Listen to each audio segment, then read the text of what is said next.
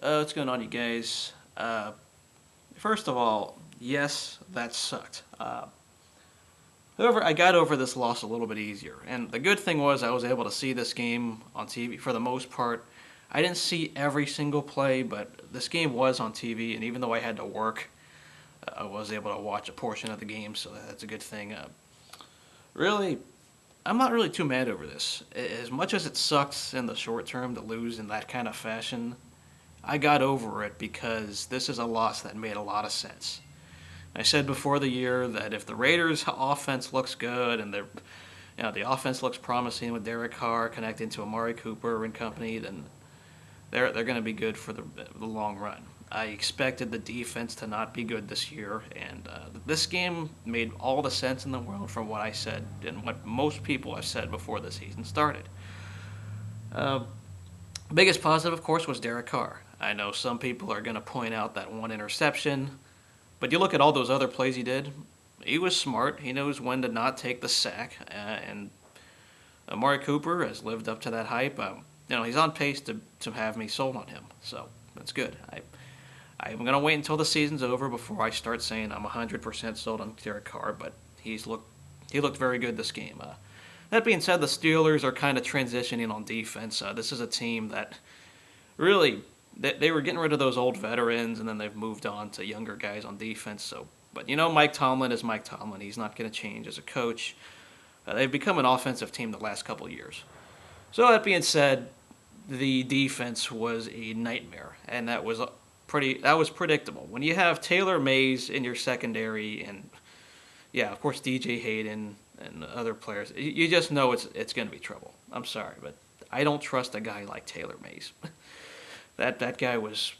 There's a reason why that guy was once cut and everything. I mean, David Amerson has done all right for what we've done with him, but yeah, they couldn't stop the run. And I know the Steelers have a good offensive line. That's the reason why Le'Veon Bell was good, and now D'Angelo Williams. He doesn't have the mileage of an older running back like most people. So D'Angelo Williams kicked our ass. Antonio Brown, I don't think every play was on the defense. There were some plays Antonio Brown and Big Ben made on their own. So I don't want to blame this all on the defense. I mean, they did get that stop near the end and give them some credit where it's due before Derek Carr tied it. But yeah, that play that with Antonio Brown was predictable. When I watch games live, if I ever filmed myself, usually I would be very boring.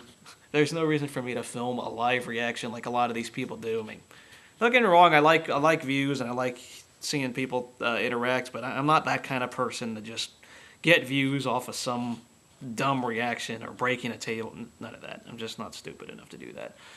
My reaction when I saw Carr hit Crabtree right near the end was like, you got too much time on the clock.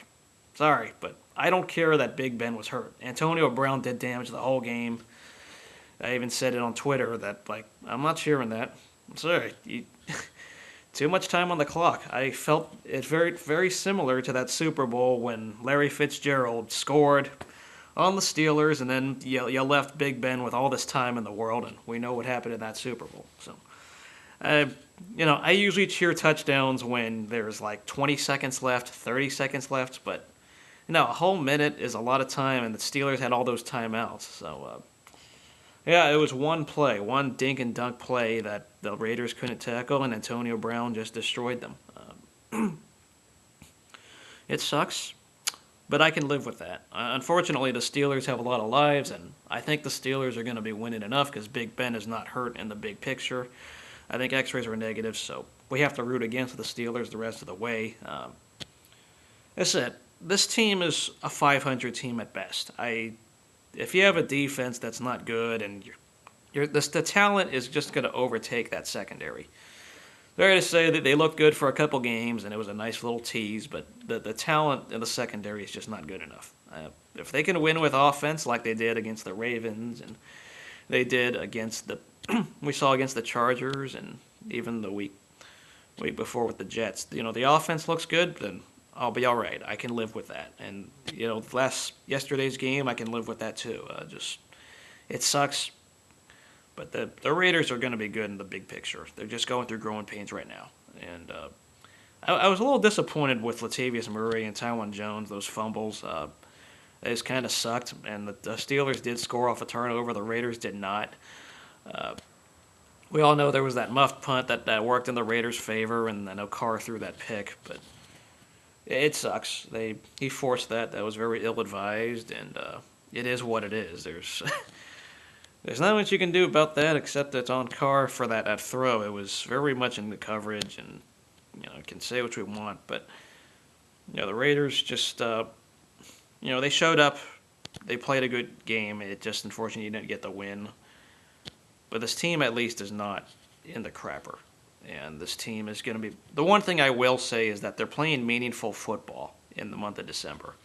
Whether or not they do something, we'll see. But the season will be meaningful until they're mathematically out, if that happens.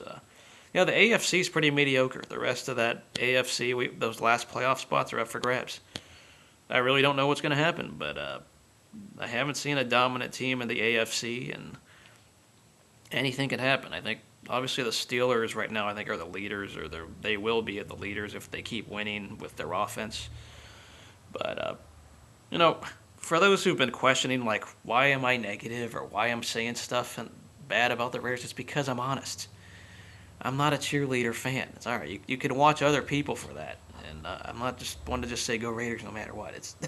I do say that, but I do point out all the things that I see with this team that's good and all the things that's bad. And if I say things are good, they're in a good pace for the big picture. And I said, I'm looking forward to the long run. Just right now, they're going through growing pains. So let me know what you thought about this game and things you saw. I hope Latavius Murray is healthy. The Vikings game next week is going to be a toss-up. I really think the Vikings, they've been a good up-and-coming team. Mike Zimmer is a very good coach.